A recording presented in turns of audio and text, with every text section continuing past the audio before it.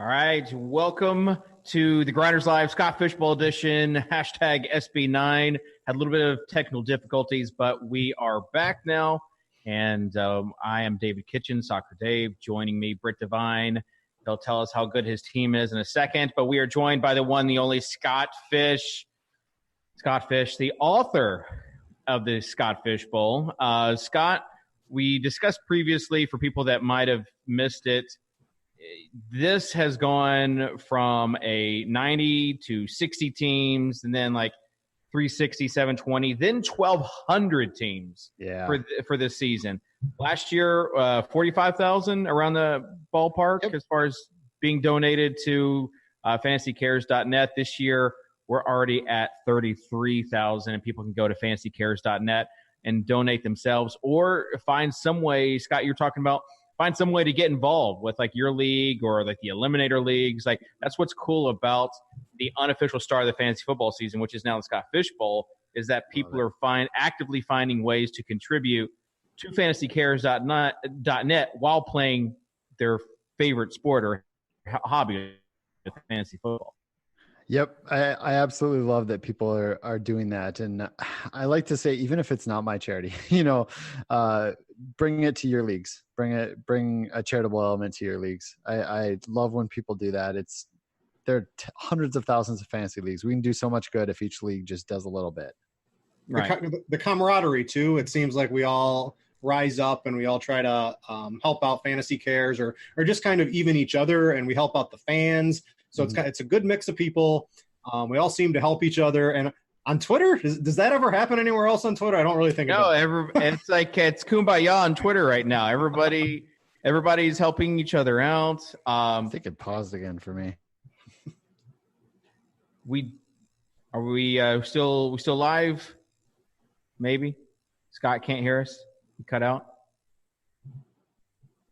Me and you can talk. Kitchen. Yeah, He'll come back. So as far as talking about like Twitter, we have I've got my own Sweet Tooth division. It's a video game theme for this year's Scott Fish Bowl, 1,200 teams. But our Sweet Tooth division, the PlayStation Classic division, we have our own Twitter thread, and it's active, getting to know people. We have a Michael Optus in our group, and he is a New York State senator.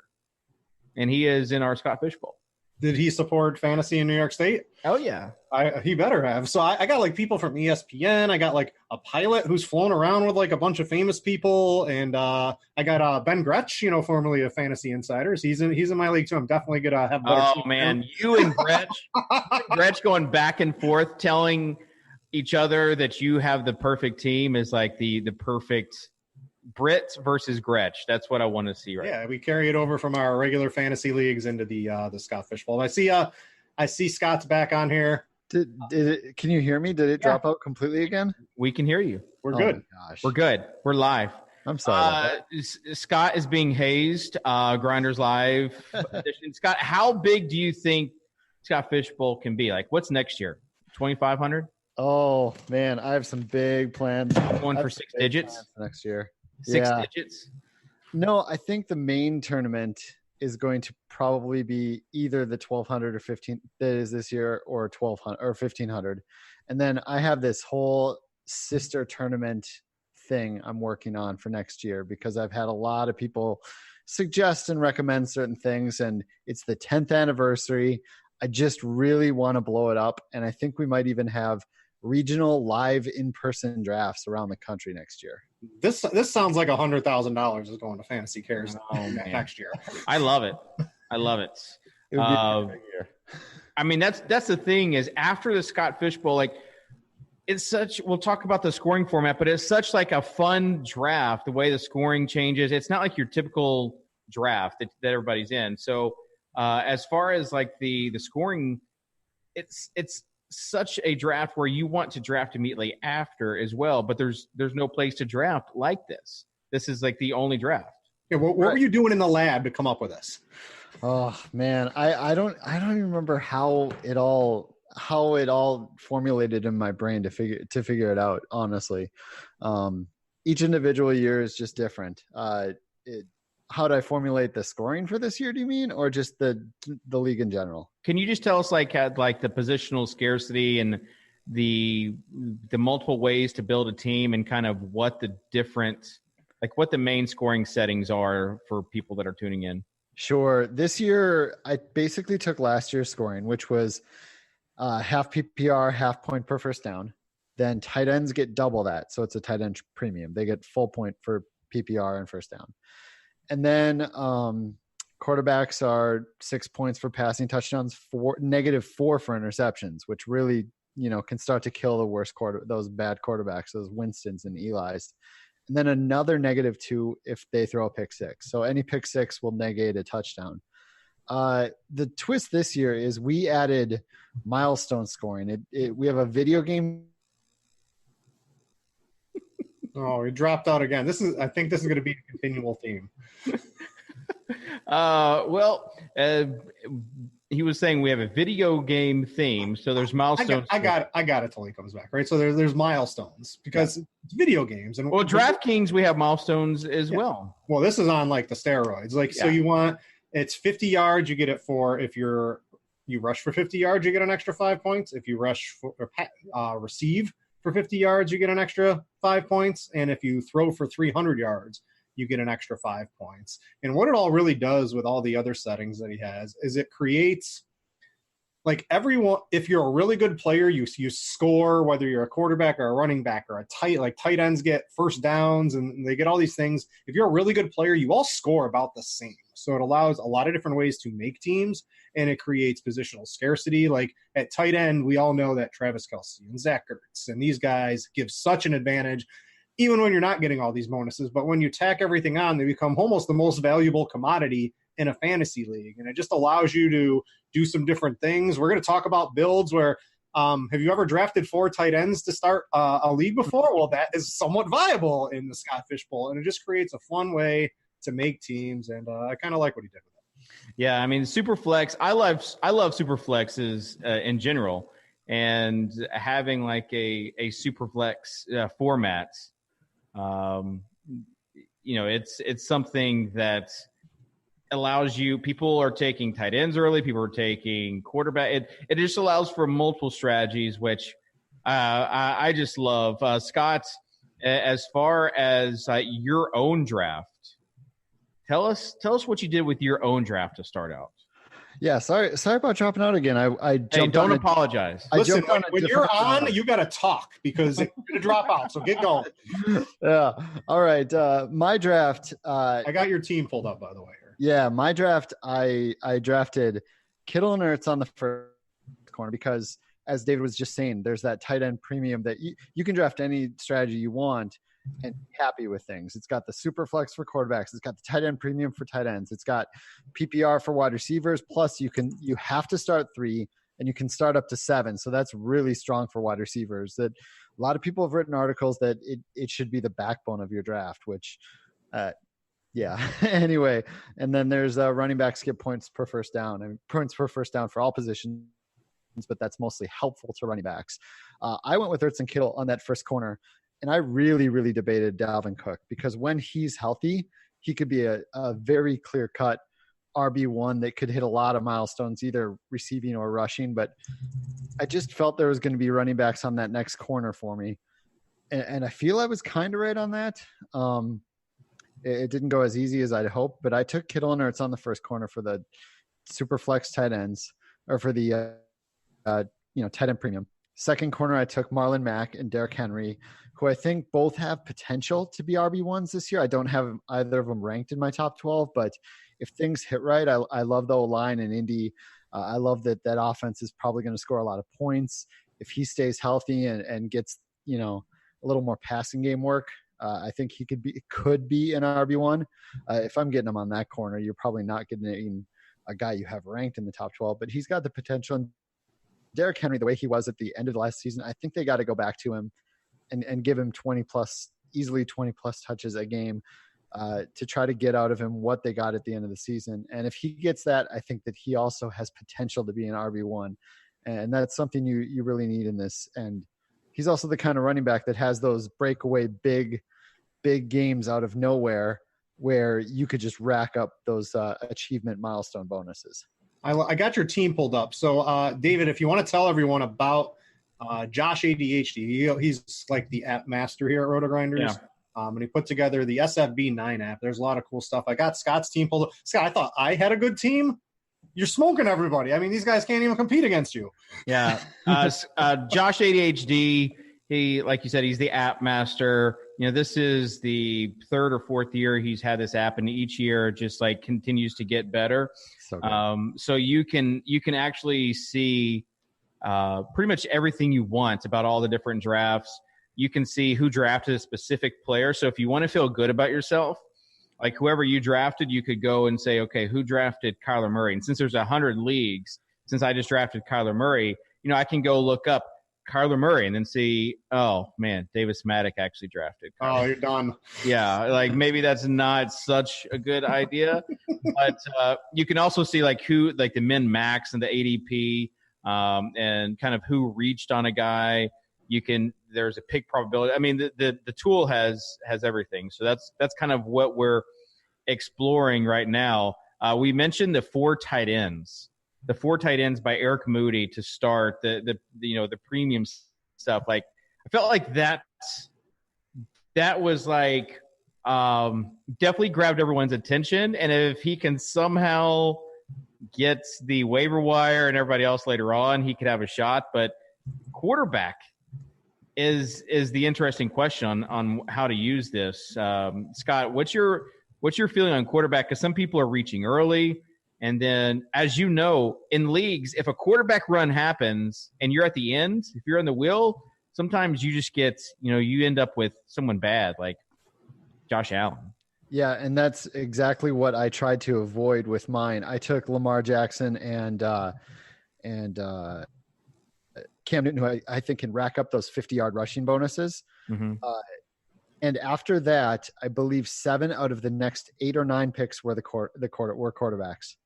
And if you're on the corner like me, you want to start that run. Yeah, you picked the right quarterbacks too. So you got Newton and Lamar Jackson, and I share your Cam Newton love because I'm going to pat myself on the back, right? Like I took him on my league because he's healthy, and reports just kind of came out today that he's looking good, and that offense should be pretty strong. He can get you the 300 passing, he can get you the 50 rushing. Mm-hmm. Were you expecting like reports to say he wasn't looking good though? No, I mean that's why I picked him. I Okay. picked him yesterday before those even came out. Like the rushing quarterbacks, and that kind of brings me to I want to bring up my team here. I'm actually on the clock, and I want to make a pick live. And Scott dropped some knowledge on me before the show. I was already looking at a certain player here. I'm going to see if I can bring my team up on the app if it wants to work. If not, I might have to go to the SFB9 page. Give me 1 second here. But I had the 103. I got Christian McCaffrey, and then somehow Zach Ertz. Tight ends are like so important in this league, especially the big ones. So I was able to get Ertz. I got a couple of wide receivers. I picked Cam, and some reason, Josh, is too many people are watching the show, and then too many people are going to it, so it's having some problems anyway. But I'm on the clock right now. Just how important is this rushing quarterback, Scott? Because I'm looking at what's available right now, and there's a lot of good running backs left. There's a lot of good wide receivers. But the running quarterbacks, there's basically one left for me, and it's Mitchell Trubisky. And I saw Scott Barrett from Pro Football Focus tweeted something out. You gave me a little hint. How many rushing first downs did Mitchell Trubisky have last year? I wonder if this was Barrett's stat. I wish I could remember whose stat it was, but he was either 38 or rushing first downs last year. Out of his, I think he had 68 or 60, late 60s in rush attempts, and about 38 of them were first downs. Yeah, and he's good. He can hit that 50-yard bonus too. He can get 300 passing. There's a lot of ways for him, and just getting those first downs on scrambling quarterbacks is a really big advantage in the Scott Fishbowl. And what's left? Kirk Cousins, pocket passer, Garoppolo, Darnold, Rivers. These are statues. Trubisky looks like the last guy left. I'm going to figure out the rest of my team. I'm going to have Cam and Trubisky.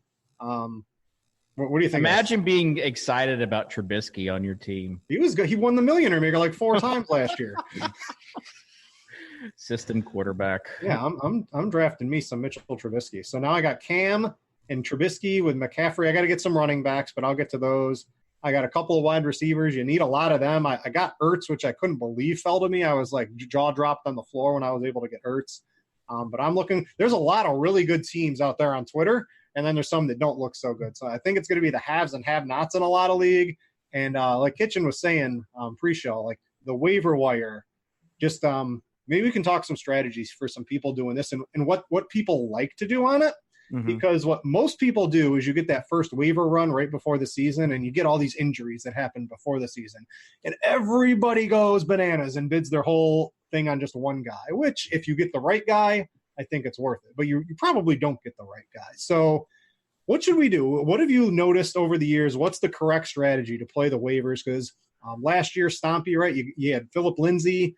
He had another contributor. You have to get contributors off the waiver wire to win a 1,200 person league. Yep. And you've actually seen it year after year, those finalists. And I will say most years it's a quarterback that they get in week 1 or week 2. I believe a couple of years ago, it was Dak Prescott, cause whatever happened.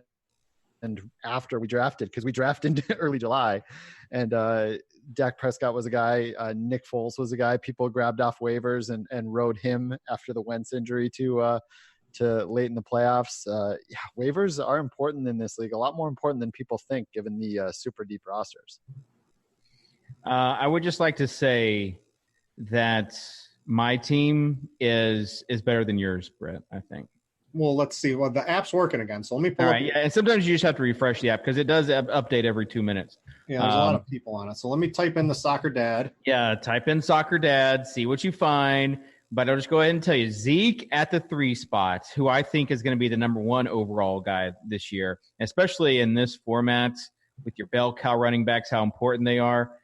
Going back around, Dalvin Cook, cooking in the kitchen. We are together. We are just – We're going to crush it together. You know about Dalvin Cook there in Minnesota, don't you, Scott? Oh, yeah. Love Dalvin Cook this year. Then Mike Evans in the 3rd round, and then coming back in the 4th round, I was like, all right, enough running backs and wide receivers. Let's go O.J. Howard with the 10th pick in the 4th round, and then coming back around, Kyler Murray, that rushing quarterback, who I would rather have over Cam Newton, but that's just because I'm a smarter player than you guys. I don't know about that. Murray, I had the choice. I picked Cam. I went with the known quantity over the unknown. That's safe isn't going to win a 1,200 person league, Brit Devine. Good, but I don't know what else do you want to? I got the tool. I'm trying to get your team up here. I wanted to take a look at the pick probability or the ADP data because I just got. If you're trying to gauge if someone's going to be available for you. And you happen to be using it. Like I just got Mitchell Trubisky and what was it, the 6th round? Yeah, you'll have to scroll down quite a bit on the ADP. Yeah, I got the good one. But he's gone between someone took him the 52nd, which is, let me do some quick math, somewhere in like the late 4th round, I believe. And then as late as the 79th. But it's good. The tool just lets you know, it goes across all the drafts, kind of what you're doing. There's the pick probability tool, which kind of lets you know, hey, this is the % chance a guy's going to be there. It's just there's a lot of people out there who aren't using it. Yeah. And if you use it, I think it gives you a little bit of an advantage. Well, you can gauge the wisdom of the crowds. Scott, how important is like offenses, new offenses, offensive systems? How important is that to you in a league like this? Oof, boy. That's I think it's about as important as other leagues. I suppose you can. I suppose if you're a guy that wants to try to stack a team and hope they have all you have to do is make the playoffs, and then you got a shot, right? And maybe you want to stack a high octane offense with what appears to be a decent playoff run at this point, but you never really know with strength of schedule. I can see that. I can see a team like you going with Kyler Murray, a team like Arizona, Kyler Murray and David Johnson and guys like that. It's probably going to be a very high up-tempo offense, and they're probably going to be behind a lot. So I can see stacking a few of those guys. I don't generally pay a lot of attention to that when I'm drafting, though. Are you going for Kirk? Or are you going for Isabella? Kitchen? I was gonna say I'm a Kirk guy this year. I really like Kirk. Kirk his ADP is just in best ball leagues, it just continues to rise. Problem. We're just He's off the board. He's probably off the board already, right? In your league? Yeah. I mean, I don't know. I'd have to check the league. I can't imagine he's gone by you're only in like the 5th, right? Yeah, we're in the 5th round, so probably not. I mean, we still like AJ Green just got drafted at the end of the 4th, which is crazy. Or middle of the 4th, which is still like there's still quite a bit of players, and that's because it's not like the traditional drafts where you have like all running backs the first 3 rounds and Kelsey and then a few wide receivers. It's spread out, and people have different strategies, and that's what makes it such a good format. Scott, do you think that we should have a DFS edition of this, like week 1, have like Scott Fishbowl rosters with this? Imagine you being able to make a custom scoring DK league or something like that. That'd be great. It'd be sick. That would be really fun. I'm gonna send that up the totem pole. I'll try to get it for us. How about that? Oh yeah, you're on the players committee. Yeah, I'll send that on the totem pole. My DraftKings Pro membership expired. It expired 4 years ago. Yeah, so I'm no longer the guy to get things done there. As far as you can go on the Scott Fishbowl app and see that Josh ADG created and see like the draft curiosities. The most drafted team, Kansas City. Without looking, Brett, what do you think the least drafted team is so far? Oh, all right. So I'm not looking. I got it. I'm not looking. I would say Miami. All right, Scott. Do you know? Oh, did you say me? Yeah, I would guess Buffalo. It's Buffalo. Yeah. So there has been 373 Chiefs players picked in the 100 leagues, and 11 Buffalo players. All Josh Allens. I remember someone tweeted last night that no Buffalo player had been drafted in SFB yet, and I laughed. What's going to be? That's why I guess. Are they going to stick as the least, or is it going to be another team? The Miami receivers, I think, will get up there, but a couple of I think maybe it will end up being Buffalo. In 22 rounds, you got to figure, Allen and all 3 running backs will get drafted, and of course, the receivers. Like people are going to take flyers on all the receivers. I think Miami will probably be the last. I can't. Yeah, it's Balaj will probably still get drafted, but it's probably the team. Go to the draft that's in 209 and go in there. Go find them on Twitter, Scott, and yell at them. And then the team that's in 1004, give them like some extra bidding dollars. All right, this is an interesting topic. We have approached it in years past. Scott, the old Scott Fishbowl rules were like that you didn't complain about speed of draft. Is that still kind of common courtesy for the Scott Fishbowl 9? I haven't I didn't throw it out there as a rule or as a guide like I did in the past. I probably should have, but there's no rule on it anymore. So we can yell at people. You set the timer. That's what you got. That's what I approach it. So I think it was Harmon that said he was thinking about using the full 8 hours to see if anything broke. And I heard Matthew Berry complaining about his draft last year is like the second or third slowest draft ever. Second longest draft in SFP. And it cost him getting Connor. But again, I'm not sure if it was like before we had the technical difficulties, but that's how awesome this league is that I was getting a salad from the restaurant in our building, and the guy was talking to me about the fantasy football season about to start. And I was like, yeah, we're actually about to have like this unofficial start, which is like the Scott Fishbowl. And he's like, oh yeah, I've heard about that on the ESPN podcast with Matthew Berry talking about it. I'm like, wow. All right, well, like when Barry's talking about it on the 06010, like that it's like reached peak status. So that's pretty awesome, Scott. Take a look at your baby and see how much it's grown. Yeah, it is really weird to me. It's you tell me 10 years ago that I would even be communicating with 80% of the people in this league. Yeah. I probably wouldn't have believed it. And now it's just, yeah, exactly. Yeah, that was Scott's number one goal when he created the Scott Fishbowl. How do I talk to the Soccer Dave? Hey, Kitchen is a longtime supporter of the league. He brought me on the Fantasy Insider show many years ago when this league wasn't quite blowing up, to not even close to the point it is now. I pulled up some teams, and I want to look at some interesting teams that I found floating around on the app. The Baker Mayfield in the first round pick. No, one? so I found the guy who took his running back the latest. It was right on the dashboard. Okay. So I've got that pulled up. Can you see this here? Captain Huggy Face, which is a great Twitter name, by the way, Mr. Captain Huggy Face. But it's a kids TV show he's on. Oh, all right. So I don't know. I don't have any. I don't know that either. I didn't know Captain Huggy Face was a kid. From a kids TV show called Word Girl. But yeah, go on. So look at it. Look at the team here. What do you think about this? And like, he took 3 quarterbacks first, which 3 quarterbacks is good, but you probably don't need 3 that early. It does let you kind of rotate, kind of always have your best quarterbacks in theory. But does the 0 RB, Scott, do you think it works in the Scott Fishbowl? He's got to have Darrell Henderson hit.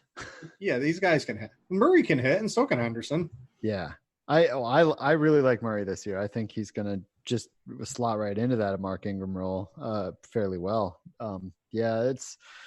I guess I need to see the rest of his draft shape out. But as a guy who had Luck and Mahomes last year in this league, I had Luck, Mahomes, and Lamar Jackson. So I felt like I didn't have to waste any waiver thoughts on quarterbacks at all year or tight end. So if you lock down a couple positions like that, it makes things easy. So I kind of like what he's done. I'm not sure I would have done it, but hopefully his running backs hit. I pulled up another one of David P. Woods. This is the guy with the latest tight end. It's interesting. Oh no, Josh, where to go? Give me back my team. Here it is. So Soccer Dave. What do you think of this one? Zeke, Thomas, Evans, Aaron Jones, Lamar, Ingram, Godwin, Carr, and then Njoku. Njoku in like the 9th round of this? That seems like you're stealing, right? And everything seems like you're stealing in like the 9th and 10th round, because everything, you can get whatever you want in those rounds, it seems like. And that's why this app is so interesting that Josh has created, because like you can always go to the who drafted him and see like guys that you are thinking about drafting.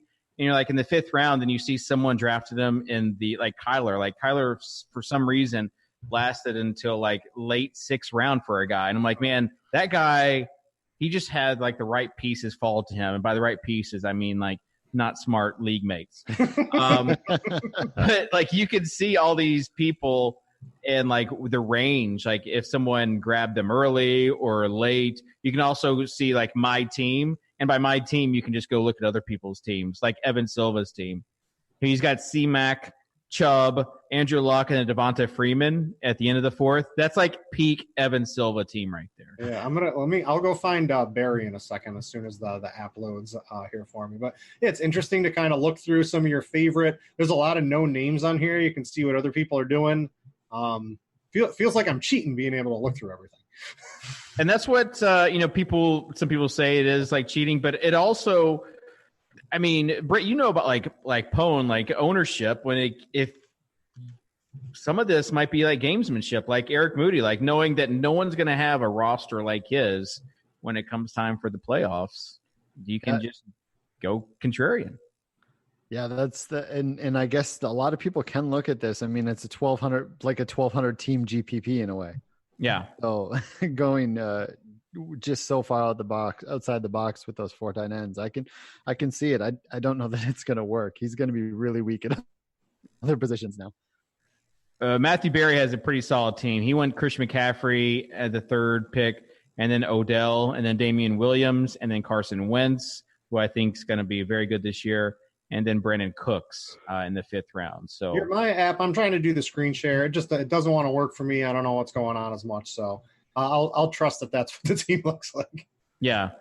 But it's definitely interesting to see just the different kind of formats from people and the like how they're doing the draft. Scott, what can we expect like throughout this week?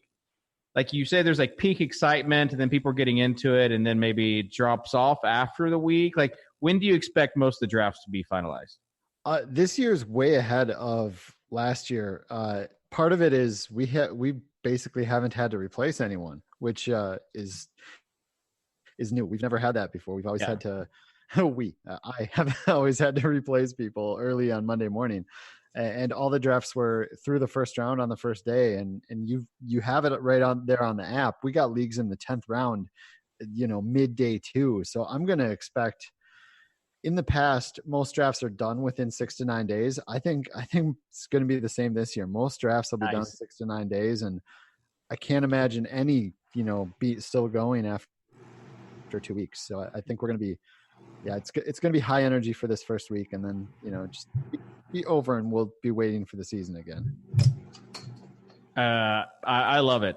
As far as we kind of wrap up this show, Britt said it earlier. You can go to fantasycares.net and basically go make a donation there to Scott's nonprofit. That all these, like, he's got on his website how much money hits the bank account, and all the proceeds go to the kids there. As far as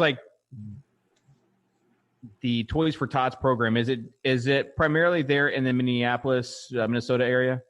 Last year we had 8 analysts from all over the country. Liz Loza in LA, Heath Cummings in Florida, Ryan McDowell in the Kentucky area. We're gonna have someone in New York this year, in Denver this year. We had 8 people in different areas of the country buying toys. So it's all over the states. We do it. We do have right in there in our mission statement, we do give to a few other charities. National Coalition Against Domestic Violence last year got some money, and a food shelf. And we gave to the Campfire last year, and Coats for Kids the year before. We gave to Hurricane Irma. So we do help out more than just that, but it's mainly Toys for Tots. And if people want to get in Fishbowl next year, the sign up for next year isn't quite up yet. It'll be up, this week sometime, but it's scottfishbowl.com is where you can find all that stuff. Very nice. Well, I'm looking forward to this draft. Here's what I like to do. I would like to start a dynasty league with this year's Scott Fishbowl setting. I'm in. I knew you'd be in because you're a sick puppy, and you've already started 3 different dynasty best ball superflex drafts. But yeah, we could have another best ball draft, so we don't have to mess with it. And then, we'll put half the pot, kind of like the Eliminator League. We'll put half the pot goes to to the fantasycares.net every year. So I think that'd be a fun way to do it. I'll put that out on Twitter later today. But Scott, really appreciate you being on.